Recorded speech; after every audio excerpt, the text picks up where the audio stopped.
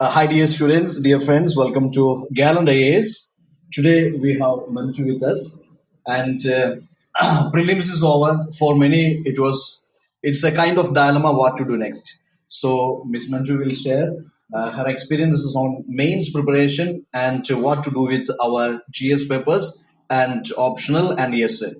So Manju, the prelims was it's a kind of for many aspirants it was a tough paper or difficult paper. For many it was moderate paper. Anyway, now there is a kind of dilemma situation for many aspirants, how to go with this mains preparation. So could you please share, I mean, your experiences after prelims and how you started this mains preparation? So this thing issue with respect to this transition period, how we have to handle this is this happens every year with every student. So the one thing that we have to think about is that prelims is already over. So we can't do anything about or we can't change something about prelims or CSAT now. So what we have, the time we have ahead of us, so we have to utilize it in preparing for our mains. So there will be students who will be thinking that they will not clear their cutoff, or we'll be having all sorts of thoughts. So I think please keep a full stop to all these kind of thoughts. So just focus on prelims for mains, at least till the results are announced. So if you are not clearing it, okay, that's okay, you can prepare for your next attempt. But if you are clearing mains, you are having if you are not prepared for your mains from this time onwards, you will be losing a lot of time. So don't think too much about what you have done in your prelims. So your focus should be always about what is ahead of you, what is to do with respect to your mains. So don't get indulged in all sorts of prediction games or all these speculations. Go forward and make a plan about what you're going to do for your mains and start preparing for that. Anyway, your goal is to clear civil services, and mains is the way in which you can achieve it. So go forward and start your mains preparation. Manju, this will be quite a candy talk, and we have picked some questions from our aspirants also to ask you to get clarified by you. And some of our team members also will be joining with us. Our polity faculty, Mr. Rindo sir, and our environment faculty, Ms. Karna ma'am. So, Rindo sir, please. So Manju, again we have around 60 to 70 days for our mains preparation, right? So in this short span of time, how can we effectively do our mains preparation? For mains, we have a lot of things to take care of. Like it's not a single paper, so we have to take care of our optional. We have essay, we have GS 1, 2, 3, and 4. So we have to. The first thing is that we have to manage our time efficiently and do all the smart work that is possible to give the required time for each of these things. Because if any of these is lost, we'll be behind in mains by a number of marks. So that is a factor. So one thing is time management. So that is why I already told that there is no time for us to take away from our mains preparation and do speculations for prelims and all of that. So one thing is that if students are not finding it, like I was not, while during my preparation, I was finding it difficult to cope up with the time transition period between the prelims and the results. So one thing that we can do is that just start with our optional, or then we can look into papers such as essay or our ethics papers, which we are not preparing for our prelims perspective. So these topics we can actually look into, like try writing essays, bring about a proper structure for essays, or just write 1 or 2 essays to see that if it is possible for us to write an essay. So we know that where we are standing with respect to this paper. So we can just do that. Then with respect to our optional, we can just start our optional, or if you want, you can join a test series and follow the timetable so that there is a kind of routine in your studies. So you can do that. And with respect to our GS subjects, there are subjects like there are topics from GS 1, there is world history, which we are not preparing for our mains. So such topics, if you haven't prepared at all, or if you have prepared less, you can actually utilize these time period till your prelims result is out for balancing all these things. So you can make notes about these topics like world history and such topics which you haven't touched at all. And after that, the main idea is that to complete your GS syllabus, or of all of these things, be it your optional or your GS papers, complete the syllabus so that you have it doesn't have to be a very detailed thing. You just have to cover all of these topics, and you just have to have an idea of what all these things are. And you can go through the previous year question papers, and then we'll know what we have to study from each of these topics.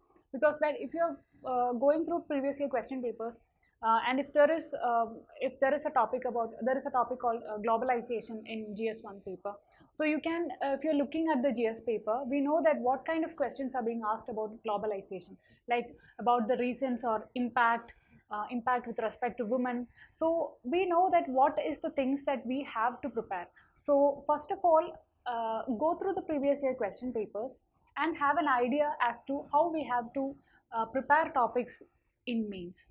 Okay, then you can prepare a routine, or if you're following any test series, you can follow the timetable of that test series, so that there is a routine in which you are preparing for certain topics, you are writing the answers, and you can complete it. So it is not a huge task, that it is not something that you can't do, because there is the syllabus is vast, yes, but it is not something that you can't do. So just prepare a proper plan, uh, and if it is based on a test series, okay, prepare a plan accordingly and complete all these topics for each of your test series before the test series, and go through the previous year question papers from those particular topics, and try to work out that questions, and most importantly, write answers. So that is something that students won't do. Like, we'll be thinking that okay, I'll prepare all these topics and then I'll write answers later, or I'll just write it in the test series. So we'll postpone writing answers for a long time, but that is something that shouldn't be done.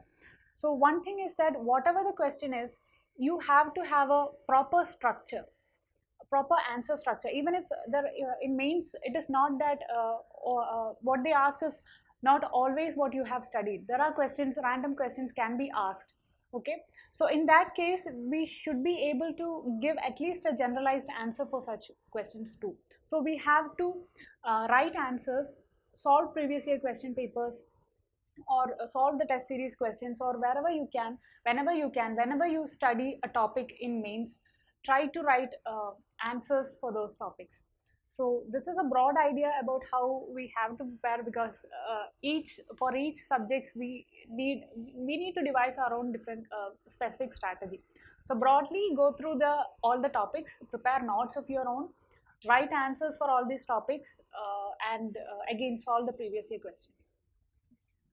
Again, to add on with this, once we start preparing for our mains, we face a lot of difficulties, be it the completion of syllabus or the sources, which all sources we have to refer with regard to each GS papers, or the writing style, or how to write an answer, especially when it comes to beginners. So, how can we tackle these problems? How can we manage these difficulties?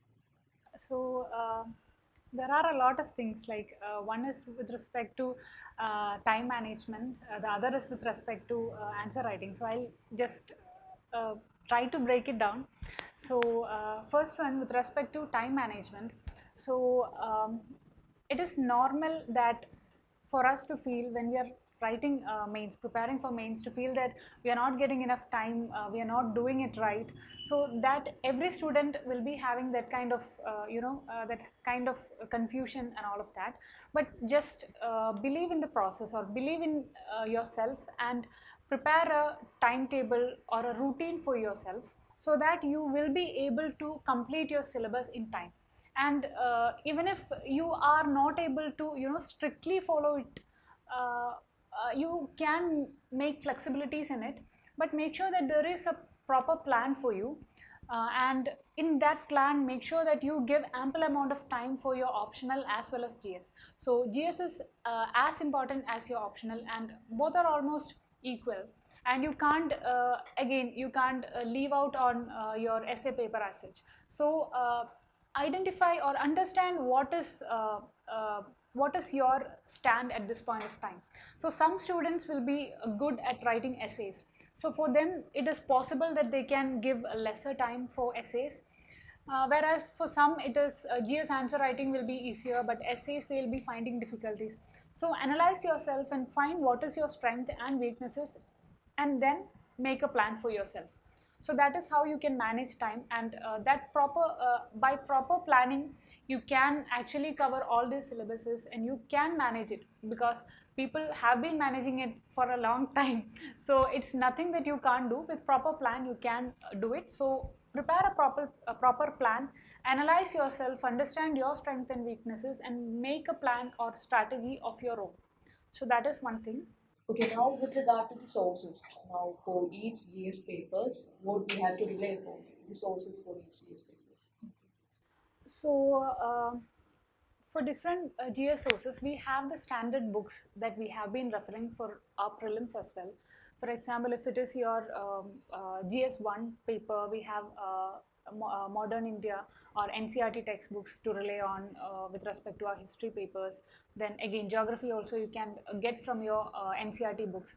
So these are the standard books. I don't think I'll have to elaborate on these things, because keep your basic books, refresh your basic concepts, and then with respect to what you have to do is actually, it is not about the knowledge, but rather than that you have to identify. See, if we are preparing for prelims, we are more focused on the facts, whereas in mains we have to shift the focus on the facts, and then we have to look for the analysis of each of these topics. So keep the basic books which you are referring for all these static portions, like we have for polity, we have you can refer to Lakshmikant, or for your NCRTs, etc. And then understand the issue that is being asked. If it is freedom struggle, for each of these syllabus topics, for each phase of the freedom struggle, you have to identify the causes, the personalities, the differences in their method of work, or the consequences of each of these phases of freedom struggle, etc. So each of these topics can be broken into in this fashion. So keep your basic books for all the static portions, and and bring out a kind of analysis in your notes when you're making notes for each of these syllabus topics.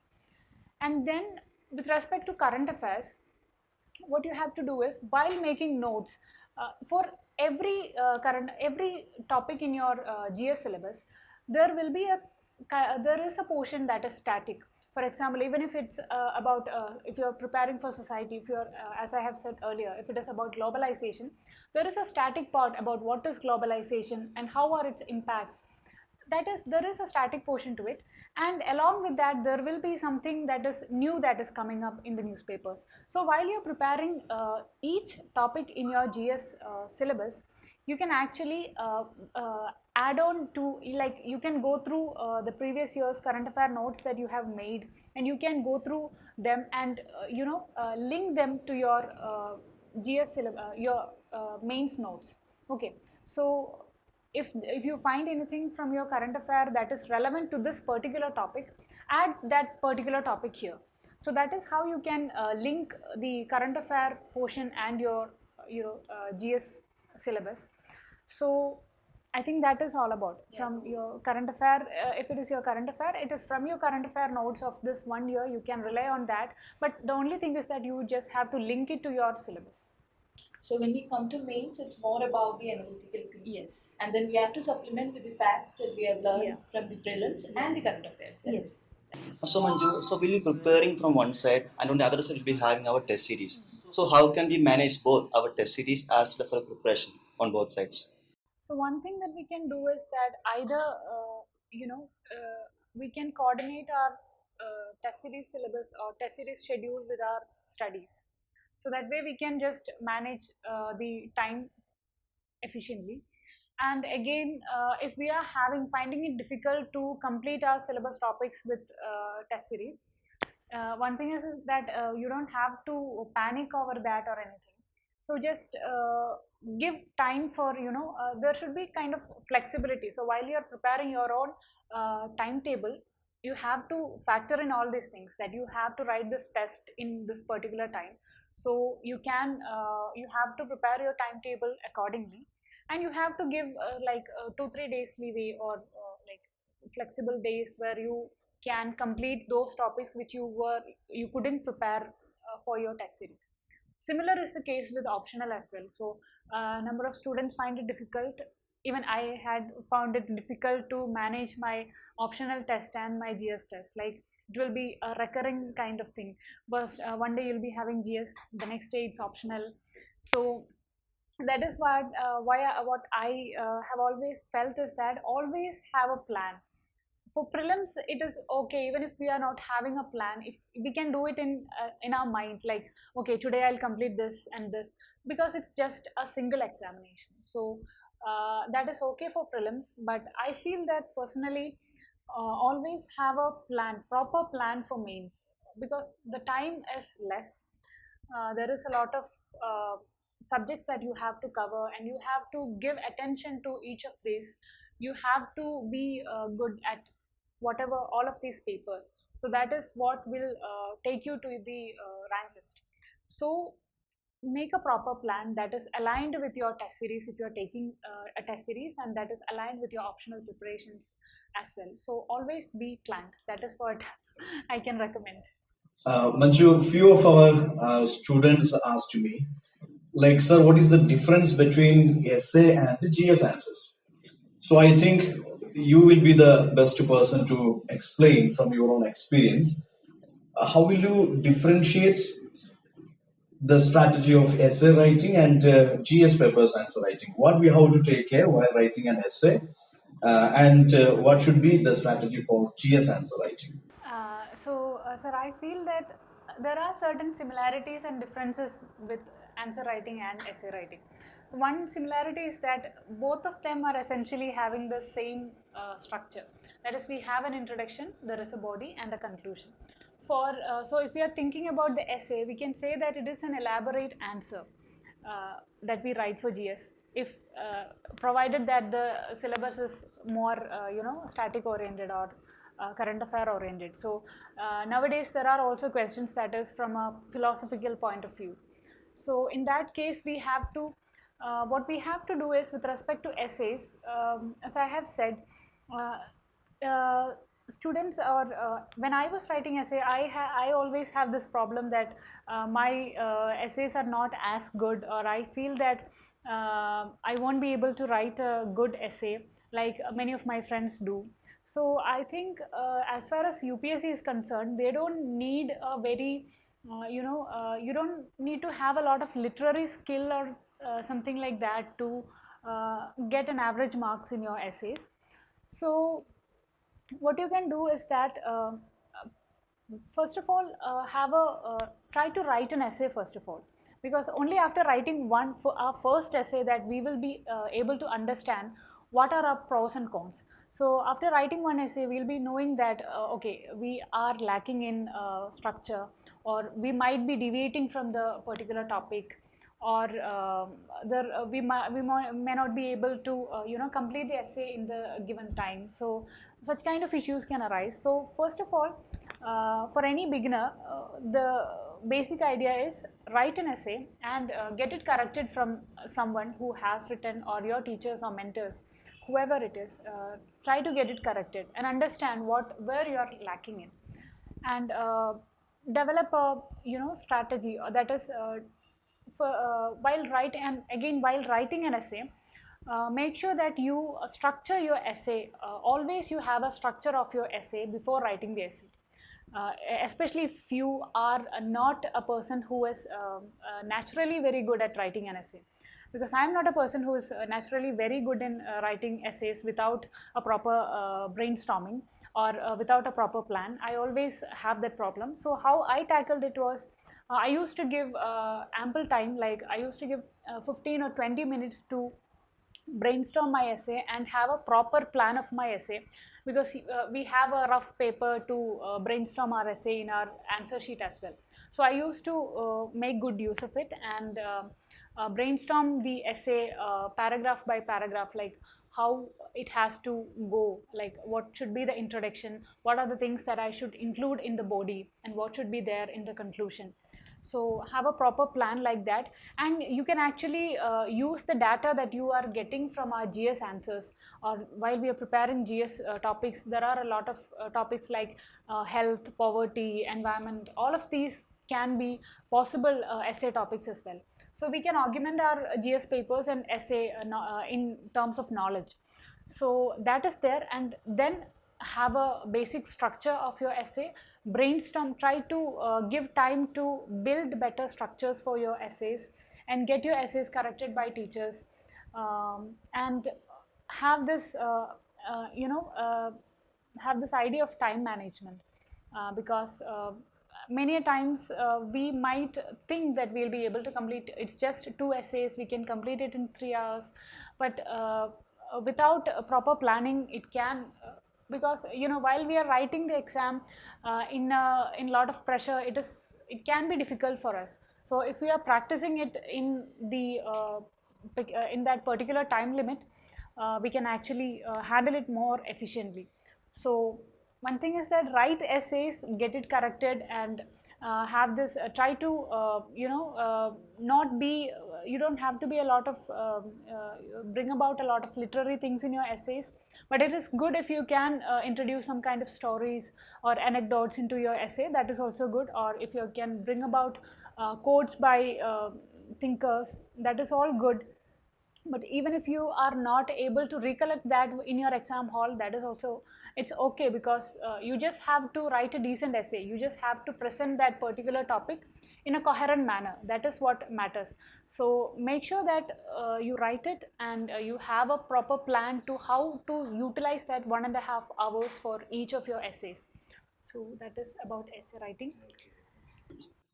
Thank you so much, Manju, for bearing this much time with us. And certainly, even though it was quite an informal talk, it will be helpful for many of our aspirants. Thank you so much. Thank you so much, sir. Thank you for inviting me here. I hope it is helpful for the students as well.